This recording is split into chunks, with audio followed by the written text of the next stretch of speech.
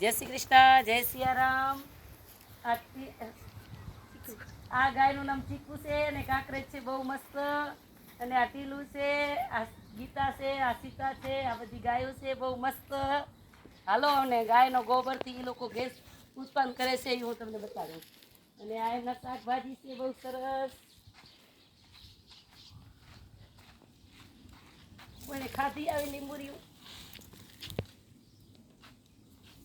જો ભર્યું વાગડનો દેશી માવો લીંબુરિયું પીલું લીંબુરિયું ખાધ્યું કોઈને જો ખાધી ગયા.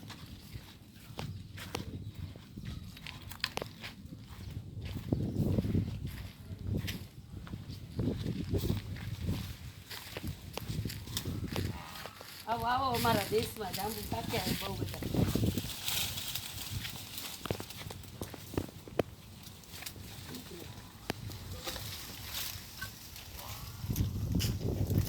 જાંબુ જાંબુ કેવા ભર્યા હે મસ્ત.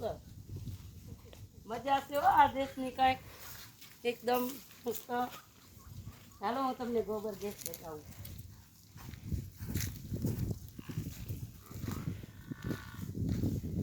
ગાયો રાખવાનો ફાયદો શું શું છે એ જોઈ લો. આ ગોબર ગેસ છે, આમાં પોદરા નાખે એટલે ગેસ આમાં આવે, આમાં હલાવીએ ને આમાં બને અને આમાં થઈ અને આ બાજુ રસોઈ ઘરમાં જાય. એટલે બધા ગાયો રાખતા શીખો પહેલી વાત તો, કેમ કે બહુ મસ્ત ગોબર ગેસ છે. આ લોકોએ કેટલું સિસ્ટમથી ગાયો રાખ્યું છે, ભેંસું છે અને ગોબર ગેસ આ બધું એમનો વિસ્તાર બહુ સરસ પ્રગતિગત ખેડૂત છે આ ભાઈ બાબુભાઈ. તો જ આ કરી લીધું ને, બીજે જાય તો છે જ નહીં ગોબર ગેસ, અમે ક્યારેય નથી જોયું. હાલો એમની ભેંસું બતાડું.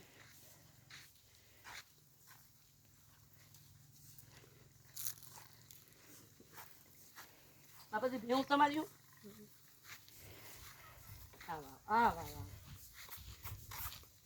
ફુવારા લગાડ્યા હે જો આ બાજુ બધું મને જોવે હર્યું હે એમ. આવો રાંઢવો જાડો બાંધી નાખ્યો એમાં કાંક તોડાવી જતી લાગે કે ના. અરે હાલી હો, વળી પાછી લીંબુરી આવી લઈ લો. લીંબુરી ખાવા તમારે ઘરે આવવા જેવું.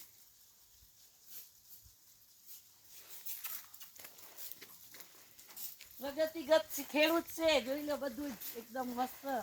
અમારે વાગડમાં બાબુભાઈ